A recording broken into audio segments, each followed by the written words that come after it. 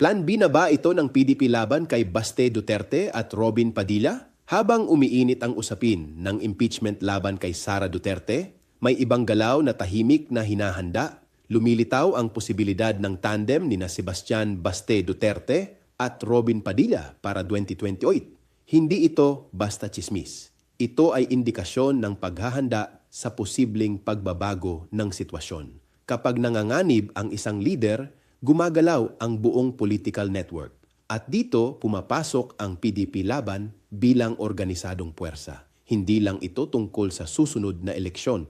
Ito ay tungkol sa pagpapatuloy ng impluensya at kapangyarihan. Apelyido at popularidad ang kombinasyong muling sinusubukan. Ngunit sapat ba ito bilang batayan ng pamumuno? Sa likod ng mga pangalan, ang tunay na tanong ay direksyon ng bansa. Ito ba ay paghahanda o pag-iwas sa pananagutan? Ako si Bishop Tonyo, obispong migrante sa Europa, at ito ang Damdaming Makabayan, tinig mula sa laylayan. Hanggang sa muli!